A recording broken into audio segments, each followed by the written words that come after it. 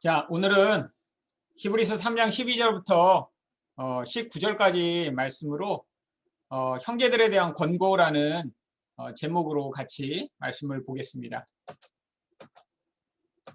성경을 제가 읽어드릴게요. 형제들아, 너희는 삼가 혹 너희 중에 누가 믿지 아니하는 악한 마음을 품고 살아계신 하나님에게서 떨어질까 조심할 것이요, 오직 오늘이라 일컫는 동안에 매일 피차 권면하여 너희 중에 누구든지 죄의 유혹으로 완고하게 되지 않도록 하라. 우리가 시작할 때에 확신한 것을 끝까지 견고히 잡고 있으면 그리스도와 함께 참여한 자가 되리라. 성경에 일렀으되 오늘 너희가 그의 음성을 듣거든 경노하시게 하던 것 같이 너희 마음을 완고하게 하지 말라 하였으니, 듣고 경노하시게 하던 자가 누구냐? 모세를 따라 애굽에서 나온 모든 사람이 아니냐? 또 하나님이 40년 동안 누구에게 노하셨느냐? 그들이 시체가 광야에 엎드러진 범죄한 자들에게가 아니냐? 또 하나님이 누구에게 맹세하사 그의 안식에 들어오지 못하리라 하셨냐? 곧 순종하지 아니하던 자들에게가 아니냐? 이러고 보건대 그들이 믿지 아니함으로 능히 들어가지 못한 것이라. 이 말씀을 가지고 우리 히브리서 저자가 어떻게 권고를 했는지 우리 살펴보고자 합니다. 우리 이제 문맥을 보시면 원래 이제 3장에서 모세보다 위대하신 예수에 대해서 이야기를 하다가 이제 이 모세와 연관되는 게 모세와 함께 출애굽했던 이스라엘 백성들이기 때문에 그 이스라엘 백성들의 이해를 통해 그 불순종이 어떤 결과를 갖고 갔는지 먼저 이야기를 하고요. 그 다음에 이제 오늘 우리가 보게 될 내용이 지금 말씀을 듣는 이들에게 과거에는 이렇게 불순종한 이런 악한 결과가 나타났으니까 그것을 거울 삼아 너희가 하나님께 순종하라라고 하는 이제 내용으로 이야기를 한 뒤에, 그다음에 이제 4장에서는 순종한 자가 어떻게 안식에 들어가게 되는지 이야기를 하고 있습니다. 그러니까 3장부터 4장까지가 커다란 하나의 세트죠. 어떤 세트예요? 이 안식에 들어가는 것이 얼마나 중요한지. 근데 모세가 이스라엘 백성들을 그 안식의 자리에 데리고 가고 했지만 불순종함으로 그들은 가지 못했는데, 너희는 순종함으로 이제 안식에 들어가야 하지 않겠느냐라고 이야기하는 하나의 세트로서의 말씀 가운데 이제 12절부터 19절까지 내용을 보도록 하겠습니다. 12절에서는 형제들아, 너희는 삼가 혹 너희 중에 누가 믿지 아니하는 악한 마음을 품고 살아계신 하나님에게서 떨어질까 조심할 것이요. 그런데 이 히브리서 저자가 믿지 아니하는 마음을 악한 마음이라고 이야기를 합니다. 우리는 이제 악하다라고 하면 뭔가 이제 뭐 정말 나쁜 짓을 했을 때인데, 사실 이 악이라고 하는 성경의 기준은 단순히 이렇게 누군가를 뭐 죽이고 또 나쁜 짓을 하는 그런 종류에 머무는 게 아니라 그 근원 안에서 결국 하나님께 불순종함으로 말미암는 결과를 이야기하는 것이죠. 이 악한 마음이 어디서 나왔냐면 민수기 14장 35절에서 나오는 그 내용이 바로 이 악한 마음이 믿지 아니하는 마음으로 연결되는 것입니다. 민수기 14장 35절 보시면, 나 여호와가 말하였거니와 모여 나를 거역하는 이 악한 온 회중에게 내가 반드시 이같이 행하리니 그들이 이 광야에서 소멸되어 거기서 죽으리라. 이 악한 자들은 심판을 받아야 되죠. 근데 이 악한 자들이라고 하나님이 말씀하신 내용이 뭐예요? 지금 가나안 땅에 데리고 가시겠다고 약속을 하셨는데 12명의 정탐꾼들이 갔다 왔더니 그들이 하나님의 약속은 믿지 않고 거인족들이 다스리고 있더라라고 하는 이 정탐꾼들의 이야기에 요동하고 하나님께 원망하며 자신들을 이렇게 애굽에서 데리고 나온 것을 이제 불평하고 또 비난했던 것을 이야기합니다. 결국 믿음이 없어서 하나님의 약속에 대해 이렇게 반응했던 이 모든 결과를 악하다라고 이야기를 하는 것이죠. 결국에는 그러니까 우리도 하나님이 우리 인생 가운데 약속들을 주시잖아요, 성경을 통해. 근데 하나님이 결국은 우리 인생 가운데 주신 이 약속들에 대해 우리가 믿지 아니할 때 결국 우리 삶에서 이 악한 태도들이 나타나게 되는 것입니다. 이 악한 마음의 결과가 무엇인가요? 결국 살아계신 하나님으로부터 떨어져 나가게 되는 것이죠. 왜? 너무나 당연한 결과입니다. 하나님은 악과 함께 하실 수 없기 때문이죠. 그래서 13절에 이런 권고를 하는 거예요. 오직 오늘이라 일컫는 동안에 매일 피차 권면하여 너희 중에 누구든지 죄의 유혹으로 완고하게 되지 않도록 하라. 여기 지금 중요한 두 가지 시간적 대조가 나옵니다. 오늘과 매일이 나와요. 이 오늘은 어떤 날이냐면 바로 그러므로 성령이 이르신 바와 같이 오늘 너희가 그의 음성을 듣거든. 하나님의 음성을 듣는 날이 이 오늘이라고 하는 날이에요. 그러니까 어떤 특정한 때에 하나님 음성이 들리게 된다는 거예요.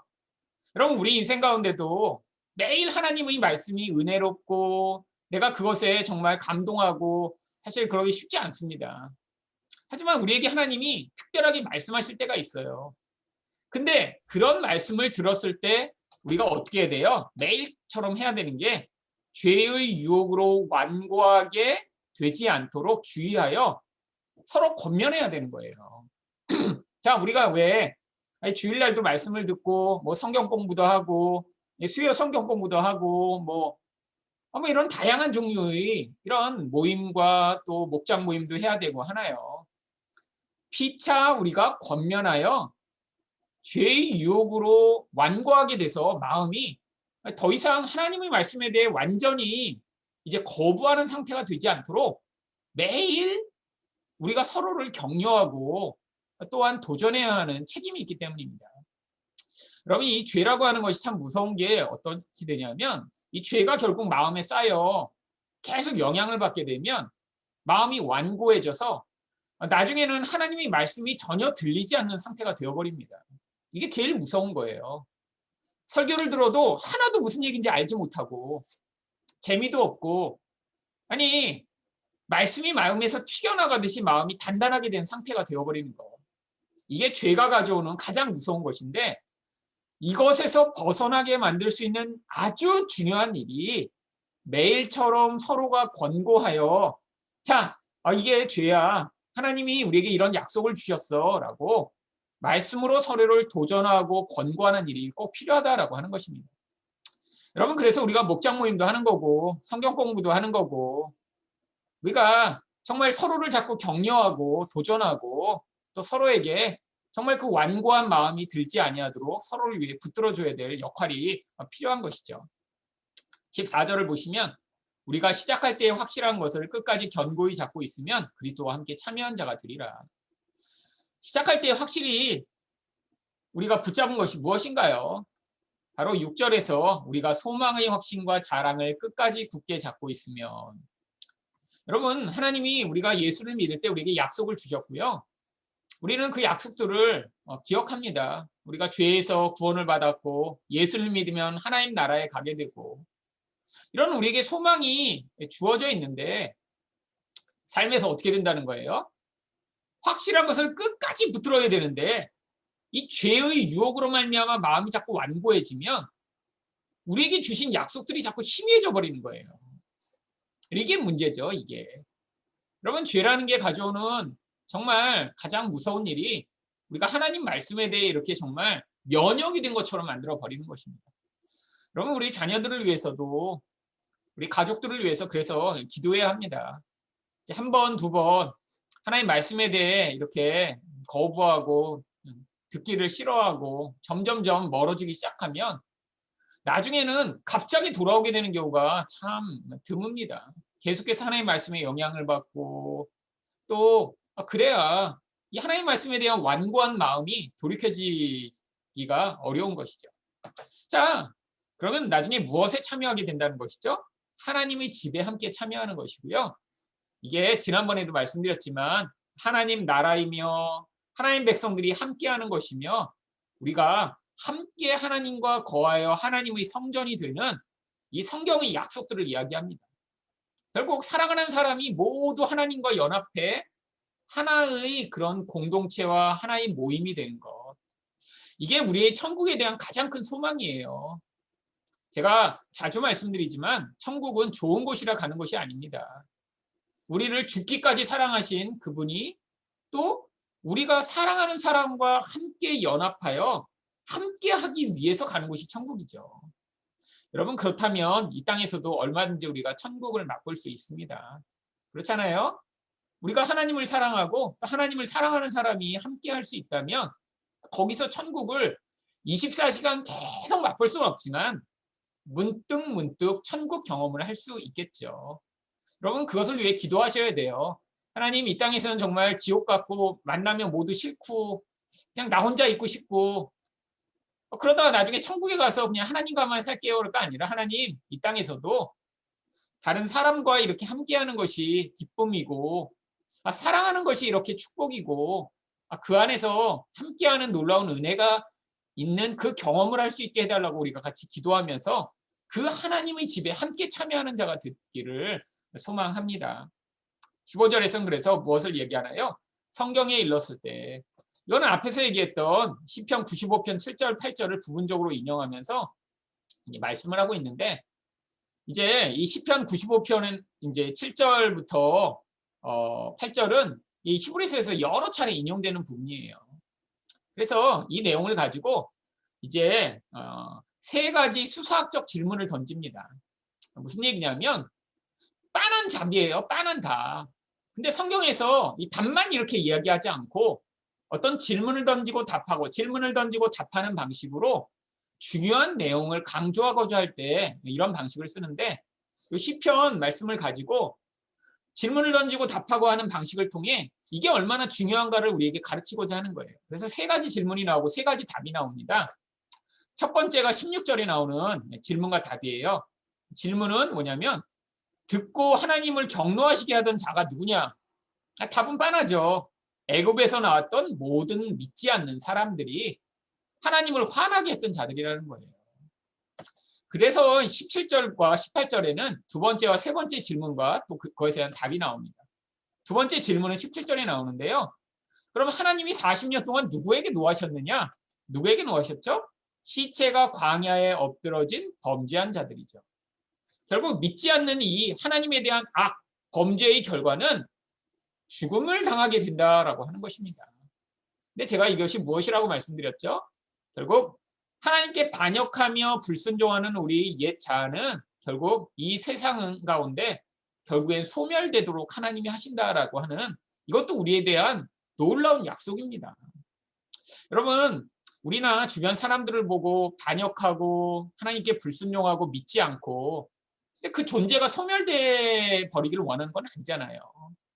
우리 안에 있는 이 불순종하고 반역하는 것이 사라지길 원하는 것이죠. 여러분, 우리 자신에 대해서 우리가 그럴 때 있지 않아요? 정말 이렇게 어떻게 이렇게 잘 변하질 않을까? 우리 안에 이렇게 자꾸 악한 모습과 우리 안에 있는 이 게으름과 미워하는 마음과 정말 쾌락을 사랑하는 마음 이게 어떻게 이렇게 사라지지 않고 맨날 똑같이 나에게 존재할까? 근데 하나님이 이것도 약속을 주시는 거예요.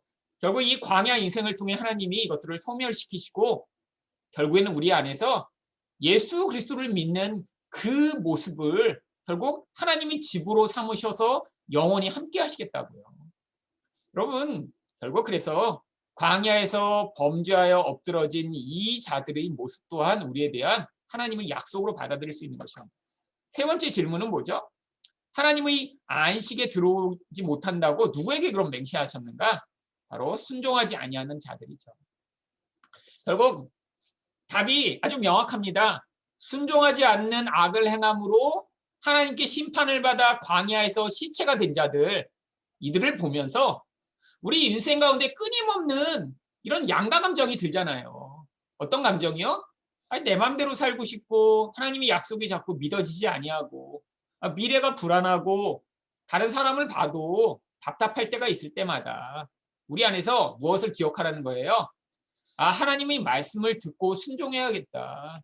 그것으로 이 땅에서도 하나님 나라를 누리고 내 마음이 완악해져서 하나님의 말씀에 대해 거역하고 반역하는 마음으로 끌려가지 않도록 하나님의 말씀의 은혜가 내 마음을 촉촉하게 만들어 이 땅 가운데도 그 말씀으로 말미암는 은혜 가운데 이끌림 받는 삶을 살아야겠다라고 하나님 앞에서 끊임없이 이 순종하는 반응과 태도를 할 수 있도록 우리가 계속해서 은혜와 말씀 가운데 반응해야 할 것입니다.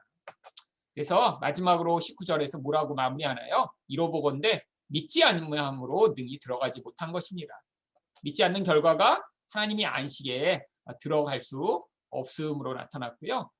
결국 안식에 들어갈 수 있는 조건이 뭐예요? 이스라엘 백성들은 모세를 통한 하나님 말씀을 믿었다면 들어갈 수 있었는데 못 들어갔으니까 우리들을 향해 예수님을 통해 주어진 하나님의 말씀에 우리가 반응하여 순종하면 결국 이 안식을 하나님이 맛보게 하신다라고 하는 이 약속이 주어져 있는 것입니다. 결국 우리가 기도할 때마다 하나님, 제 마음의 이 완악함으로 죄에 빠져 하나님 말씀에 완악하게 반응하여 믿지 않는 마음이 지배하지 아니하도록 하나님이 이 땅 가운데 은혜를 베푸셔서 마음이 정말 부드럽게 하나님 말씀에 반응하고 믿음으로 낙담하거나 좌절하거나 거역하지 아니하고 하나님 말씀에 반응하는 자가 되게 하여 주시옵소서라고 여러분 기도하시길 바라겠습니다. 요약을 한번 해볼까요? 이스라엘 백성들은 마음을 완고하게 하여 하나님의 말씀을 믿지 않으므로 하나님이 주시는 안식에 들어가지 못했다. 그렇기 때문에 혹시 형제들 가운데 믿지 아니하는 악한 마음으로 하나님에게서 떨어지지 아니하도록 주의해야 한다. 끝까지 복음을 견고히 잡고 있어야 그리스도와 함께 참여한 자가 될 수 있다. 믿는 자만이 하나님의 안식에 들어갈 수 있음을 기억하고 죄의 유혹으로 완고하게 되지 않도록 해야 한다가 오늘 말씀의 결론입니다.